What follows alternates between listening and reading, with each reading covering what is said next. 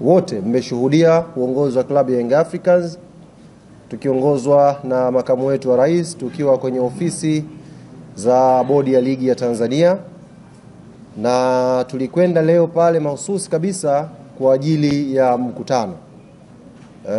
Siku ya tarehe 7 bodi ya ligi kuu hapa Tanzania iliwaandikia uongozi wa klabu ya Young Africans barua ya kuwaomba kushiriki kwenye kikao, na walikiita kikao maalum ambacho kilikuwa na ajenda moja tu, kujadili yanayohusu mchezo namba 184, mchezo wa Kariakoo Derby kati ya klabu ya Young Africa na Simba Sports Club. Na katika barua hiyo bodi ya ligi walituomba kwamba ushiriki wetu ni muhimu kwa maslahi mapana ya klabu yetu, ligi kwa ujumla na mchezo wa mpira miguu hapa Tanzania. Wito huu ulikuja siku ya tarehe 7, na leo uongozi wa klabu yetu ya Yanga ukatii wito huu kwa kufika kwenye ofisi za bodi ya ligi majira ya saa 4 kamili asubuhi kwenda kusikiliza ambacho tumeitiwa.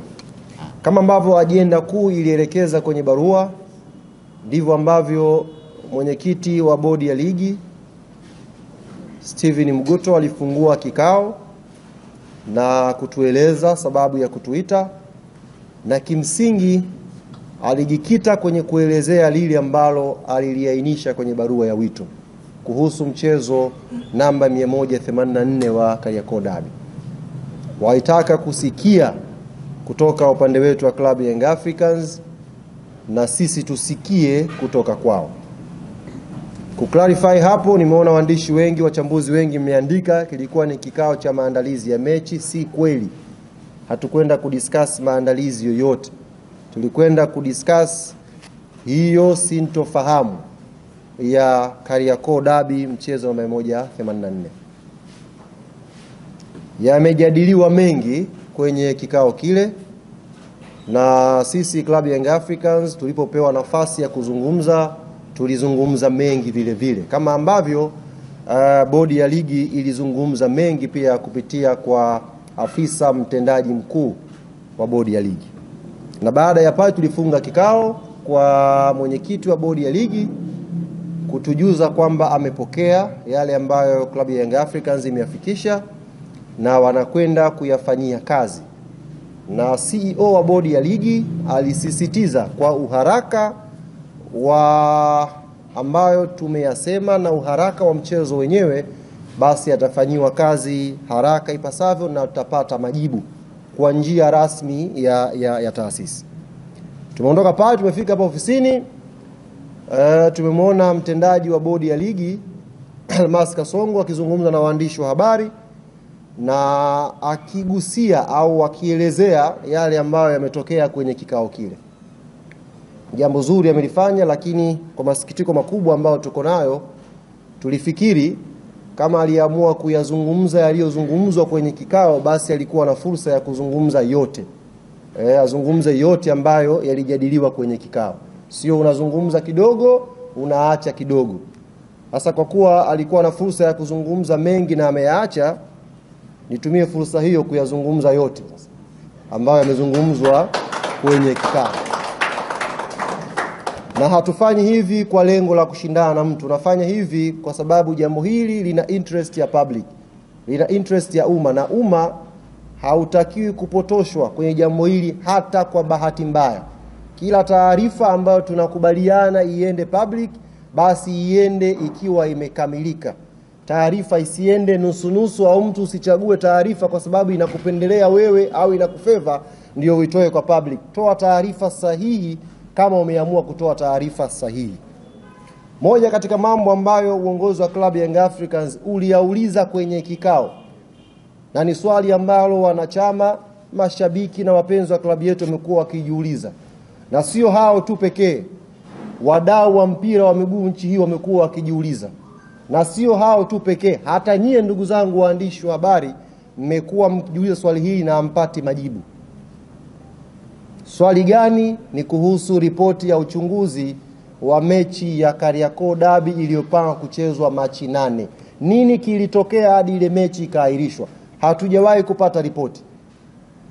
Nyie hamjui ripoti na sisi hatujui hiyo ripoti. Ilikuwa swali la kwanza kuulizwa kwenye kikao. Ndio nikasema unapokuja kuelezea taarifa ya kikao ni vyema ukaelezea taarifa yote, usiguse nusu nusu. Hapa kwenye ripoti, ndugu zangu waandishi wa habari, ni kweli bodi ya ligi wamekiri ripoti ipo na wanayo ya kilichotokea Machi 8. Na afisa mtendaji mkuu wa bodi ya ligi Almasi Kasongo akakiambia kikao ripoti ile yako mambo ambayo yanawafanya washindwe kuisema public, ikiwemo kwa mujibu wake, ikiwemo katika ripoti hiyo inaonyesha yupo kiongozi mkubwa wa serikali ambaye ndani ya kikao walimtaja, alipiga simu geti la Benjamin Mkapa lisifunguliwe siku ya Machi 7. Nashangaa kwenye taarifa yake aliyozungumza na waandishi hajalisema hilo. Lakini ndani ya kikao amekiri ripoti iko wazi. Kwa hiyo nitumie fursa hii kuwaambia ndugu zangu waandishi wa habari, kuwajuza umma na Watanzania kwa ujumla, ripoti ya kilichosababisha Machi 8 mechi isipigwe ipo tayari na bodi ya ligi wako nayo.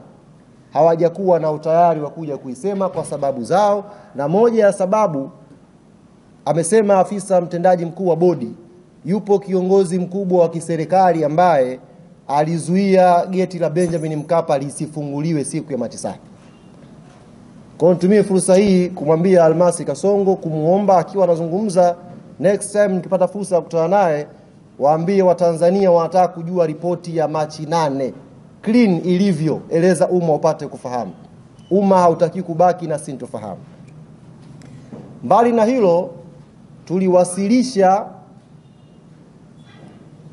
ripoti yetu na tukaeleza matakwa ya klabu ya Young Africans. Tuliwasilisha ripoti yetu na tukaeleza matakwa yetu ya klabu ya Young Africans. Ni kweli tumeainisha matakwa haya 4 kama mlivyoambiwa na kama mlivyosikia na kusoma.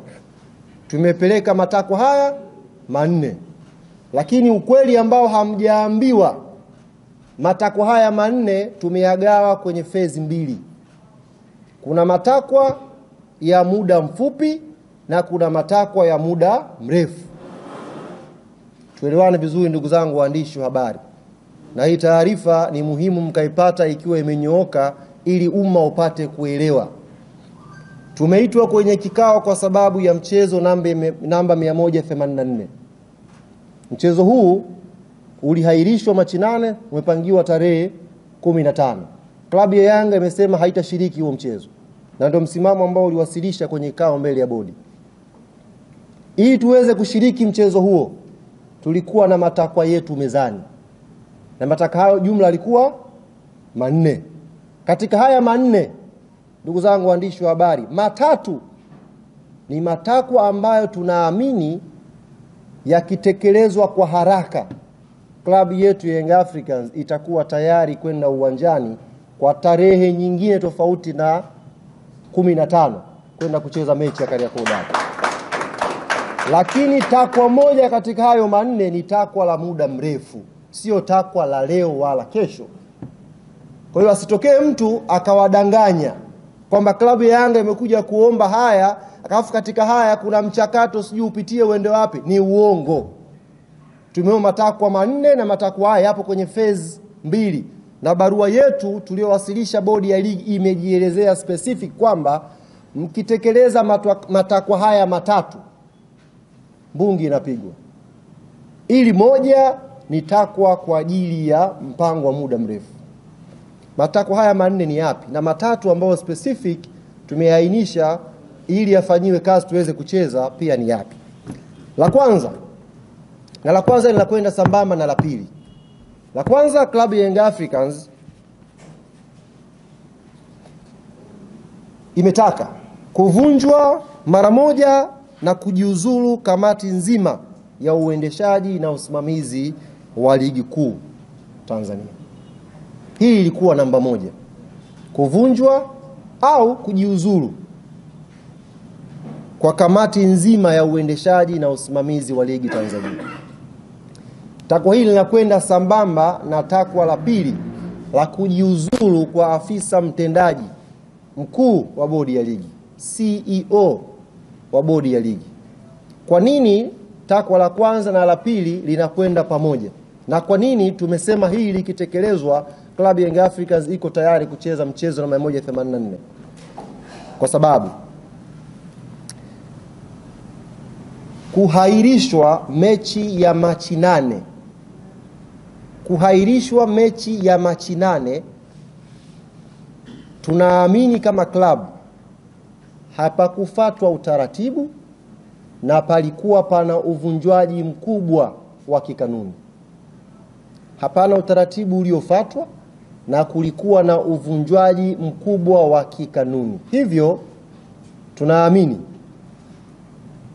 CEO wa bodi ya ligi na kamati ya uendeshaji na usimamizi wa ligi ilifanya haya kwa makusudi kabisa kwa ajili ya kuipa favor timu fulani.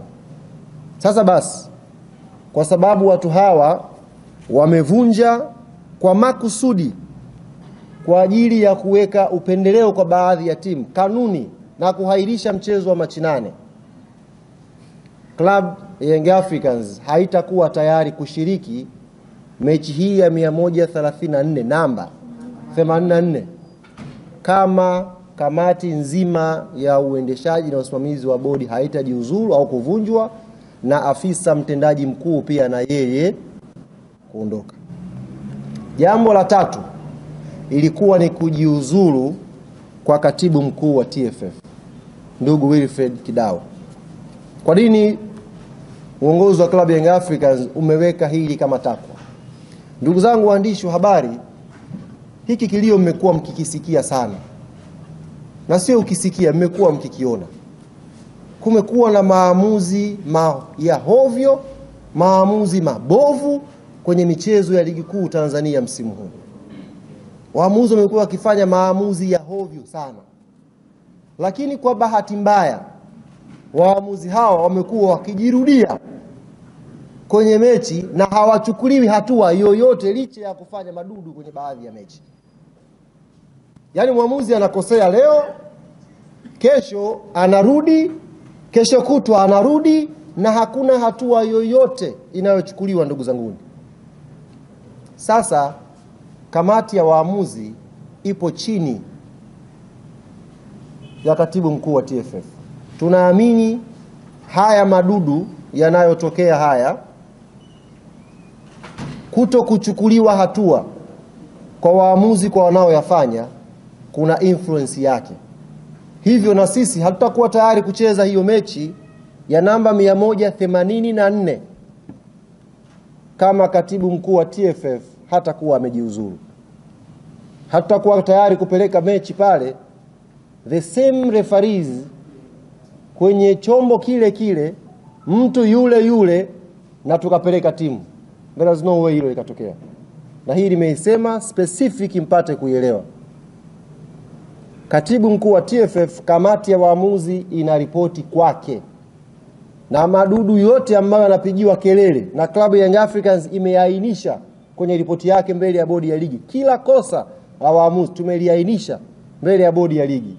Na makosa haya, masikitiko yetu ni kwamba watu hawachukuliwi hatua licha ya kukosea. Wanarudi tu. Yaani wanarudi. Mtu anakosea leo, anapangiwa mechi Jumatano. Jumatano anakosea, anapangiwa mechi Jumamosi. Repetition hii uongozi wa klabu ya Young Africans hauoni kama katibu mkuu wa TFF anastahili kuendelea kwenye nafasi yake, kwa sababu hakuna haki inayopatikana kwenye pitch. Hakuna haki inayopatikana kiwanjani.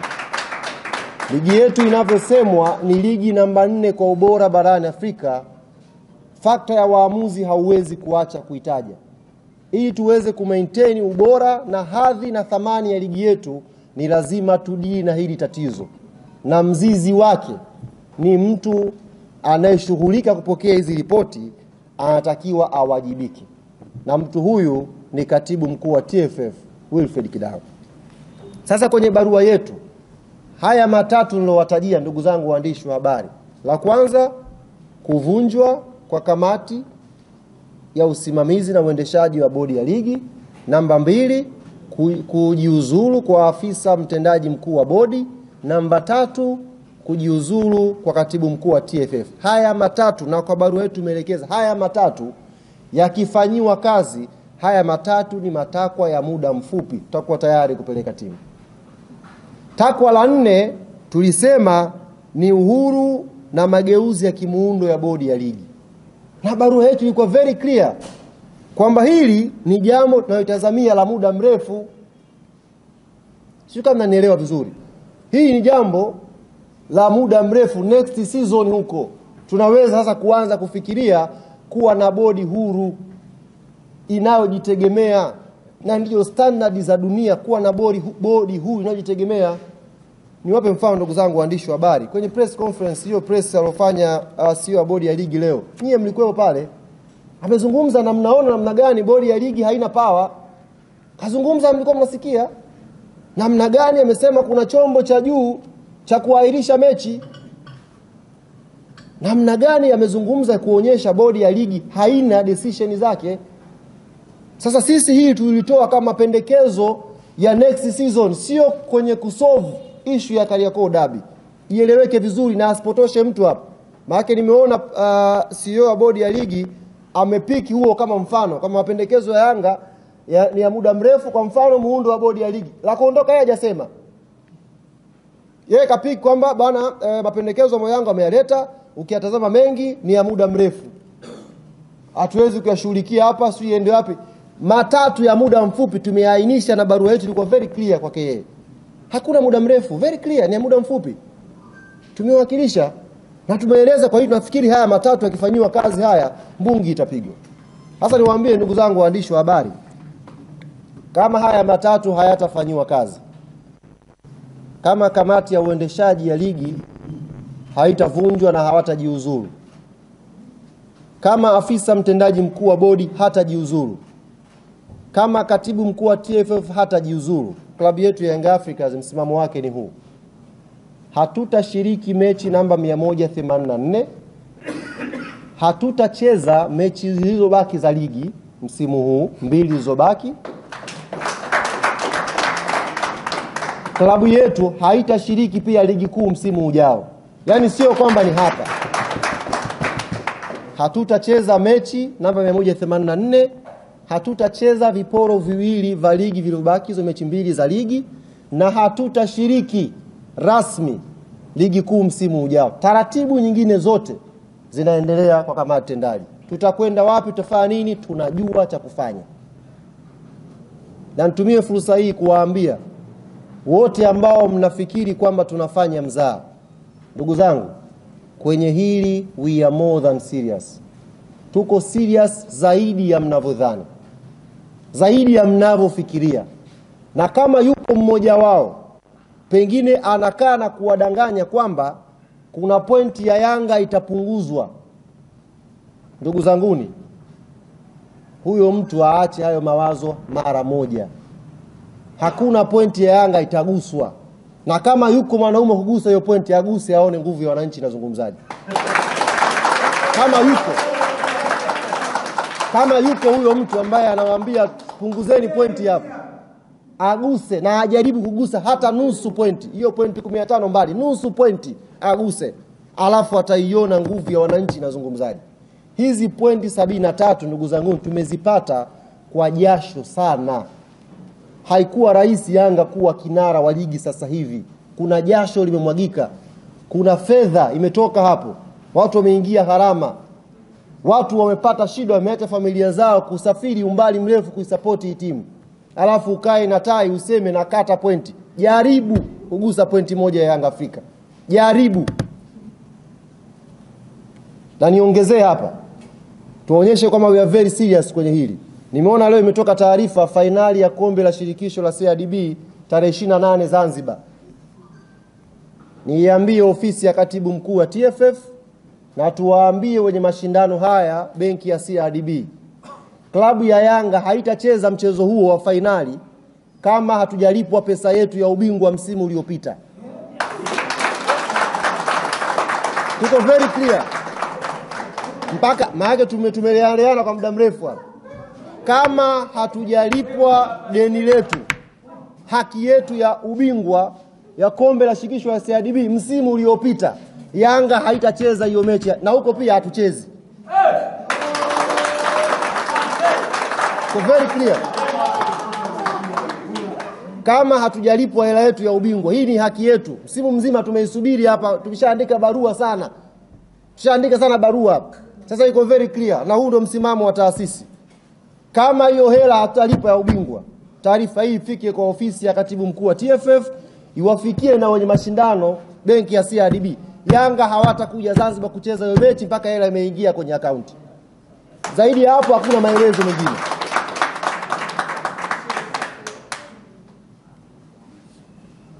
Ndugu zangu wana Yanga duniani kote ambako mnanisikia, aminini msimamo huu wa viongozi wenu ni msimamo ulionyooka, msimamo usioyumba, na hayuko mwanadamu wa kutuyumbisha kwa hapa tulipofika. Tutasimamia haki yetu kwa maslahi mapana ya klabu yetu na maslahi mapana ya mchezo wa mpira wa miguu Tanzania. Haki yetu itapatikana, na wa kuisimamia ni sisi wana Yanga wenyewe. Viongozi ambao tumewachagua kuwaweka madarakani ni viongozi ambao wamenyooka na wanasimamia kwenye haki wanayoamini klabu ya Yanga inastahili kuipata.